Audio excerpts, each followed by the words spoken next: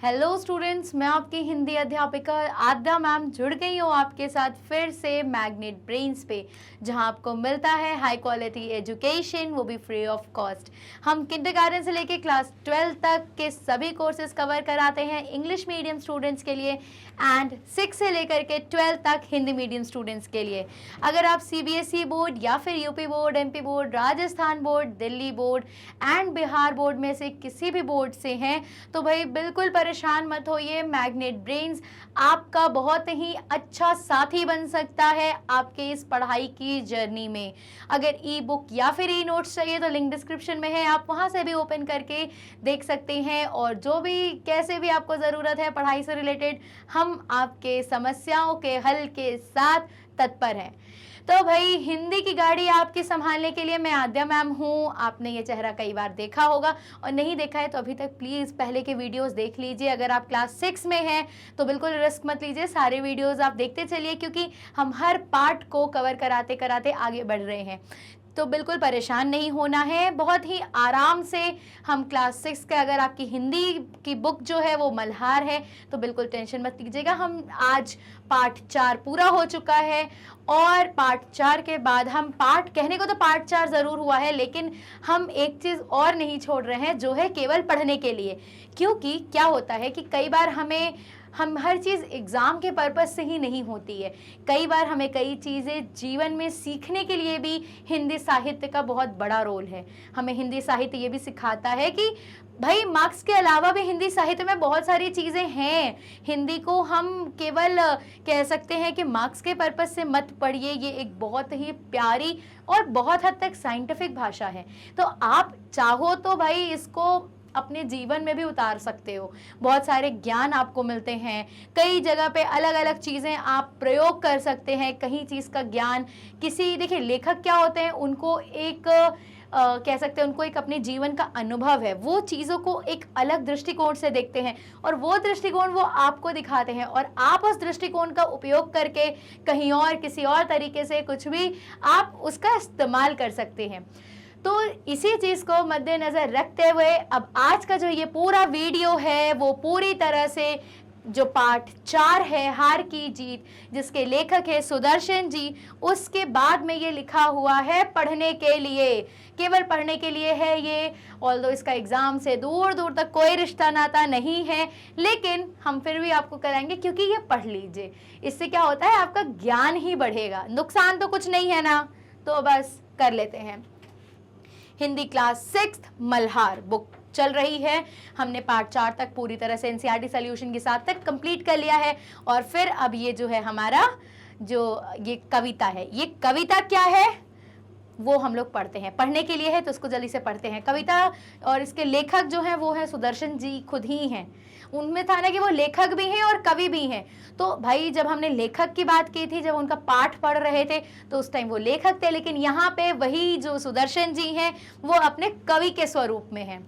उनकी कविता है वह चली हवा ना तू देखे ना मैं देखूं। यहाँ पे सिंपल सी बात वो कह रहे हैं कि वह चली हवा, वो हवा को देख के कह रहे हैं कि वो हवा चल रही है, वो हवा चल रही है, ना तुमने देखा और ना ही मैं देखूं, मुझे भी नहीं दिखी और तुम्हें भी नहीं दिख रही है। क्यों? क्योंकि हवा अदृश्य है।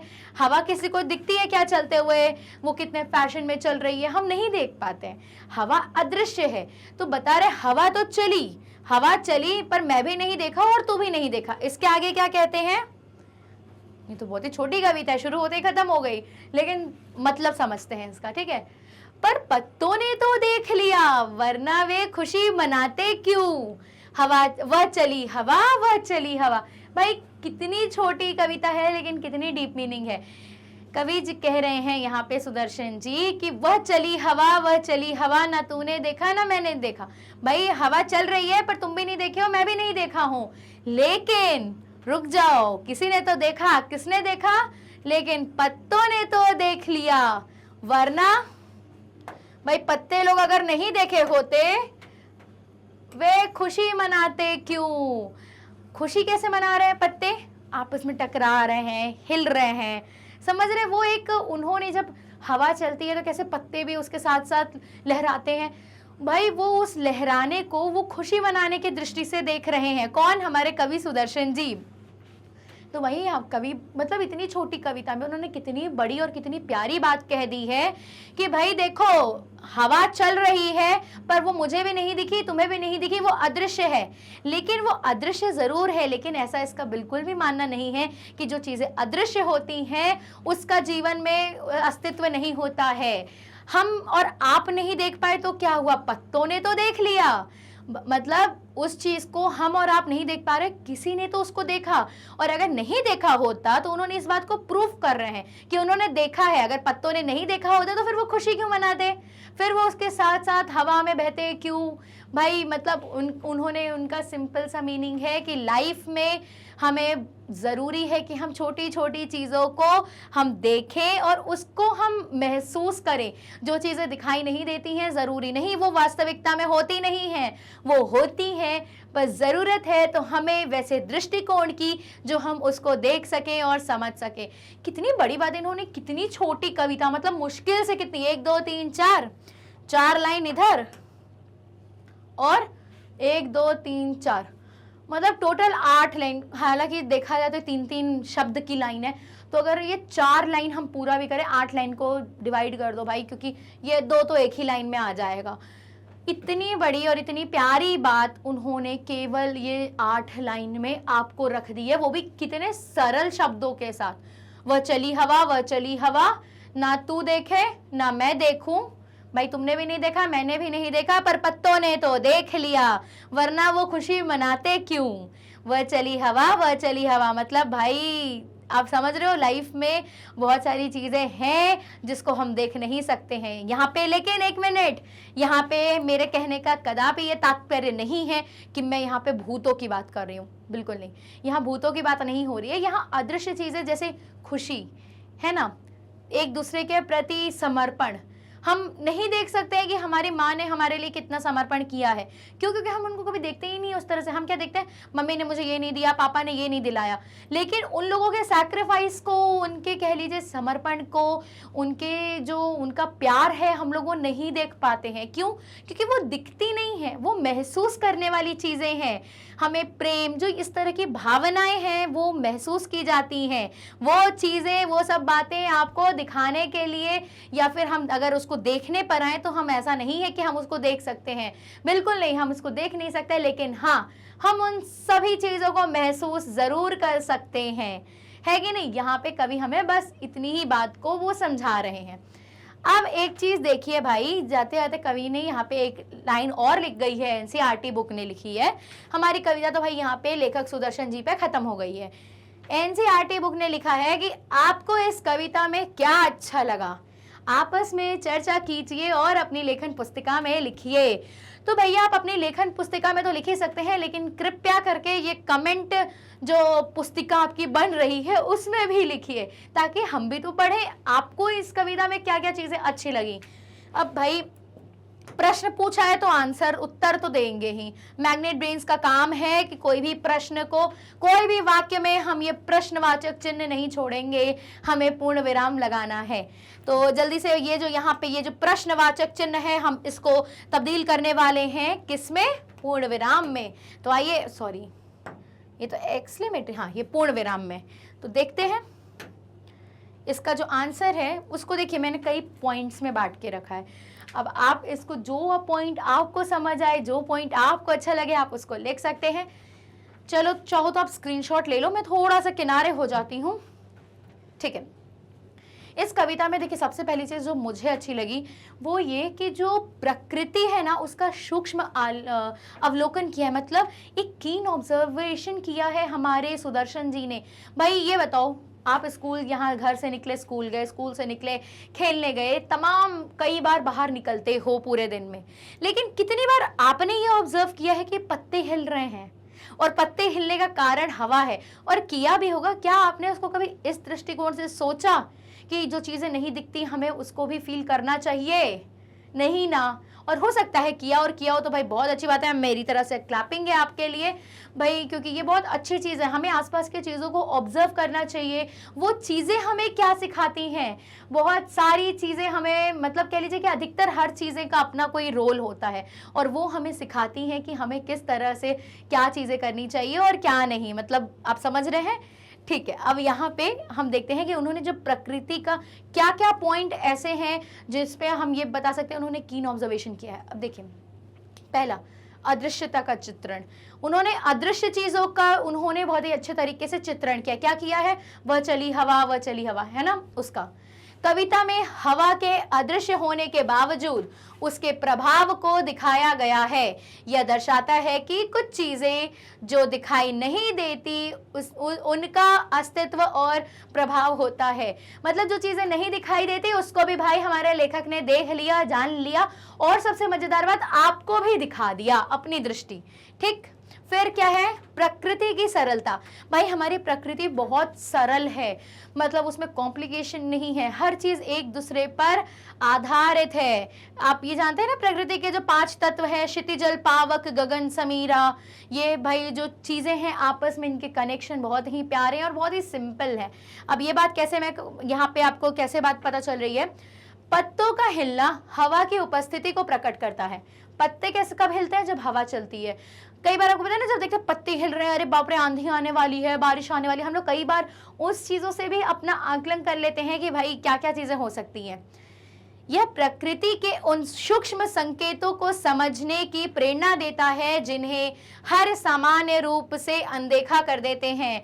मतलब पत्तों को, जो हमने अभी आपको उदाहरण दिया कि आप बाहर निकलते हो, कितनी बार आपने देखा होगा पत्तों को, बोला ना, वही चीज है भाई। पत्तों का हिलना बहुत ही छोटी, बहुत ही कॉमन सी चीज है, हम लोग रोज देखते हैं, लेकिन हमने कभी उसको उस दृष्टिकोण से देखा ही नहीं। तो मुझे तो ये चीज बहुत अच्छी लगी कि भाई कवि ने इस छोटी सी चीज से भी एक ज्ञान निकाला और उसको एक नए परसेप्शन की तरह से आप लोगों को दिखाया, एक नई दृष्टिकोण दिया। फिर दूसरी चीज क्या है, संवेदनशीलता और अनुभव। भाई उन्होंने उस चीज को फील किया, उनकी जो संवेदनाएं थी उसको उन्होंने बहुत ही बखूबी लिखा है। अनुभूति की गहराई, उन्होंने कितनी डीप चीजें में घुस गए, उसकी अनुभूति उन्होंने कितना डीप किया। कैसे किया, कविता ये संदेश देती है कि कुछ चीजें जो दिखने से ज्यादा महत्वपूर्ण उन्हें महसूस करना है, देखने से ज्यादा, जिन्हें देखने से ज्यादा महत्वपूर्ण क्या है, उन्हें महसूस करना है। मतलब लाइफ में जरूरी नहीं जो चीज हम देख रहे हैं वही चीज हम उतना ही देखें। कई बार ऐसा होता है कि हमें जो दिख रहा है हमें उससे ज्यादा उसको महसूस करने की आवश्यकता होती है। हवा का अनुभव बिना उसे देखे एक गहरी संवेदनशीलता को दर्शाता है। तो भैया यहाँ पे बता रहे हैं कि जो हवा का जो अनुभव है, हवा का जो अनुभव लेना है, ये बिना उसे देखे, मतलब जो चीज आपको दिख नहीं रही है उसे एक गहरी संवेदनशीलता को दर्शाता है।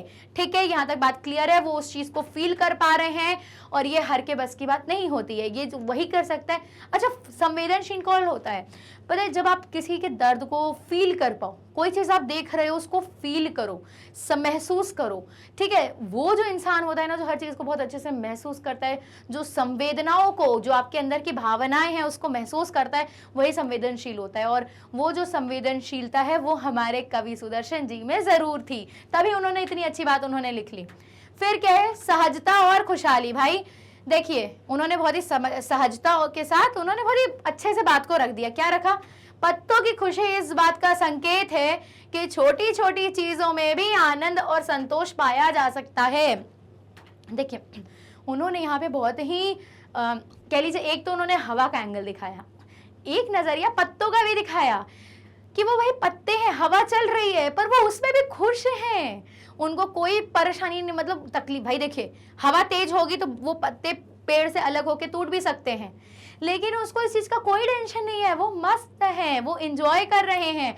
तो उन्होंने कितने, मतलब खुशहाली के एक पॉजिटिव साइड दिखाया है। यहाँ पे खुशी इस बात की संकेत है कि छोटी छोटी पत्तियां क्या हमें सिखा रही है कि छोटी छोटी चीजों में भी हमें आनंद और संतोष पाया जा सकता है। भाई आनंद और संतोष जीवन में बहुत ज़रूरी है और हमें उसे पाना ज़रूरी है बेटा। क्यों ज़रूरी है? क्योंकि अगर आप भले लाखों कमा लो, लेकिन अगर आपके जीवन में संतोष नहीं है तो यकीन मानिए आप कभी चैन से सो नहीं सकते हो। देखिए, संतोष में और रुक जाने में अंतर है। संतोष करिए, जो चीज़ आपको जो प्राप्त है सो पर्याप्त है। ये भाई इसको कह लीजिए जीवन का अपने आधार बना लीजिए, जितनी चीज़ें आपको प्राप्त हैं वो पर्याप्त है। हाँ, अब अगर करियर की बात है तो वहां पे आप सोचिए, आप जो चीज़ आपको प्राप्त है वो बहुत है, लेकिन आप और आगे बढ़ कैसे सकते हो, अपने स्किल्स को कैसे बढ़ा सकते हो। ठीक है, इस चीज़ का ध्यान रखिए। इन दोनों चीज़ों में बहुत ही सूक्ष्म सा अंतर है, दोनों को समझिएगा। ठीक है, यहाँ पे बहुत ही सिंपल सी बात कह रही है कि पत्ते बहुत संतोष में है।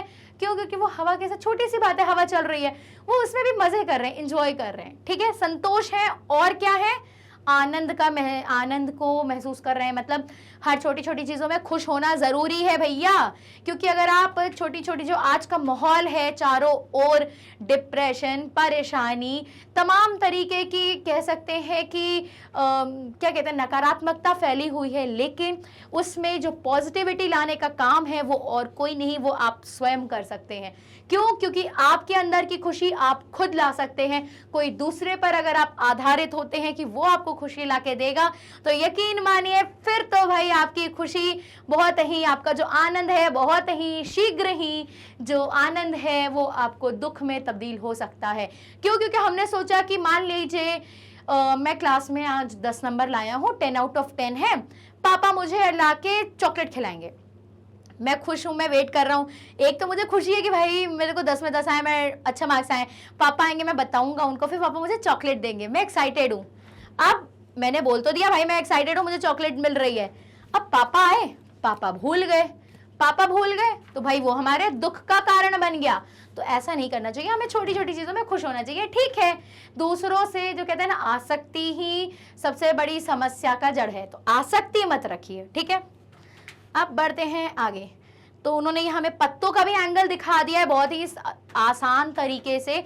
एक तो हवा का दिखाया, एक पत्तों के साइड भी दिखा दिया कि हर छोटी छोटी चीज़ों में खुश रहो, जो सिचुएशन है खुश रहो। तुम्हें नहीं पता आगे फ्यूचर क्या होगा, तुम उस पेड़ से जुड़े रहोगे कि वही हवा जिसका तुम आज एंजॉय कर रहे हो तुम्हें उड़ा के कहीं और ले जाएगी।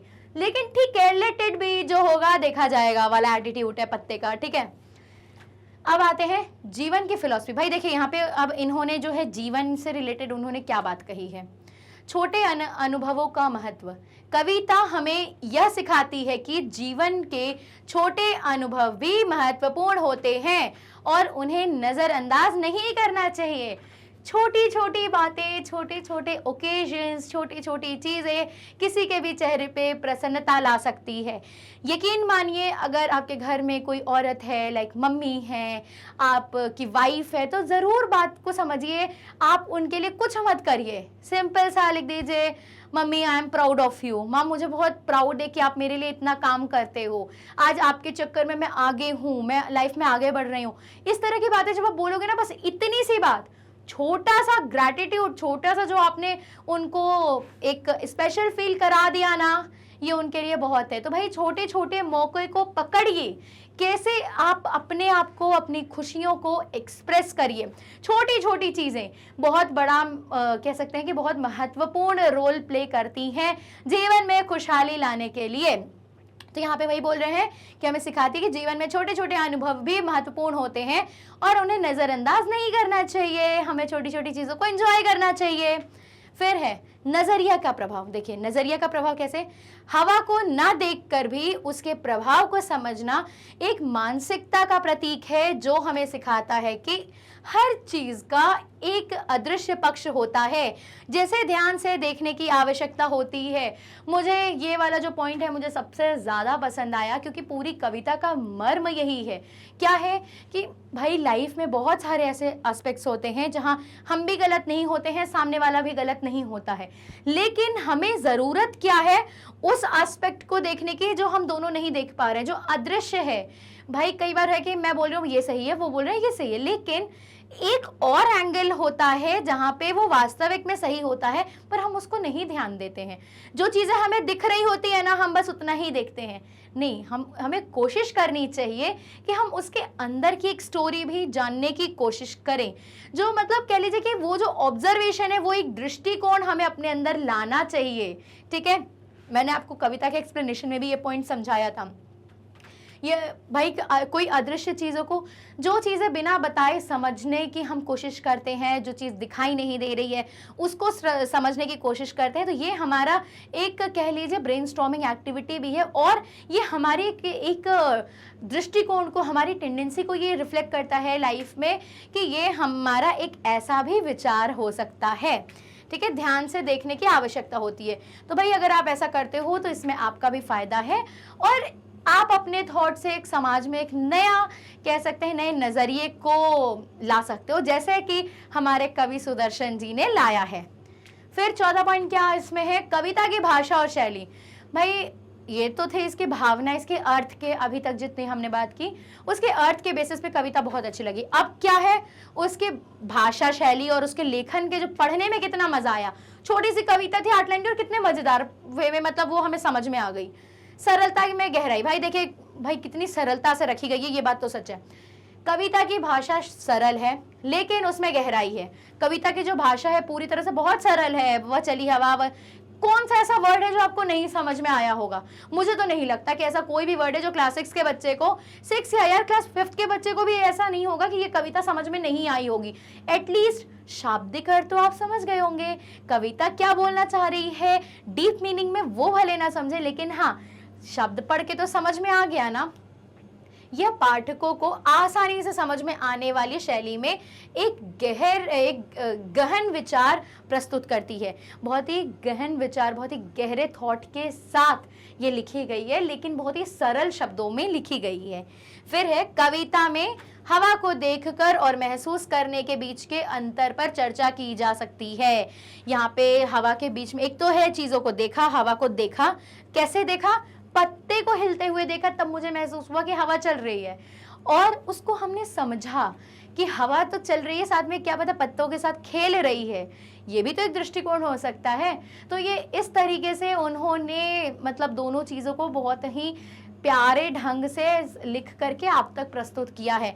अब ये आप पर एक प्रश्न है, कमेंट सेक्शन में मुझे बताइए ये कविता आपको कैसी लगी, और क्या इस चीज में आप इसको पूरे इस कविता को कोई और एंगल दे सकते हो? जल्दी से कमेंट सेक्शन में बताना अगर ये कविता अच्छी लग रही है, और अगर मेरा एक्सप्लेनेशन आपको समझ आ रहा है, हिंदी की जो ये जर्नी चल रही है आप इससे प्रसन्न हैं, तो प्लीज़ वीडियो को लाइक करिएगा, चैनल को सब्सक्राइब करिएगा, क्योंकि किंडरगार्टन से लेके क्लास 12 तक इंग्लिश मीडियम स्टूडेंट्स के लिए, सभी बच्चों के लिए हमारे पास यूट्यूब चैनल्स पे आपके पास भरपूर कंटेंट है, आप पढ़ सकते हैं। और हिंदी मीडियम में भी 6 से लेकर के 12 तक के वीडियोस हैं हमारे पास। कोई भी, अगर आप सीबीएसई बोर्ड हो या फिर UP board, MP board, Rajasthan board, Delhi board या एंड बिहार बोर्ड में से किसी में भी हो, बिल्कुल मत परेशान होइए, हमारे यूट्यूब चैनल देख सकते हैं, हमारे मोबाइल एप्लीकेशन को डाउनलोड कर सकते हैं, और नहीं तो भाई हमारी वेबसाइट है, आप उसको भी ओवरव्यू कर सकते हैं। बिल्कुल परेशान होने की ज़रूरत नहीं है। अगर ई बुक या फिर ई नोट्स चाहिए तो लिंक डिस्क्रिप्शन में है, आप ओपन करके उसको भी देख सकते हैं। आप हमारे साथ सोशल मीडिया पे भी कनेक्ट हो सकते हैं। एंड किसी प्रकार का एक चीज़ याद रखिए, पढ़ाई बोझ नहीं है, उसको बोझ समझ के बिल्कुल नहीं पढ़ना है।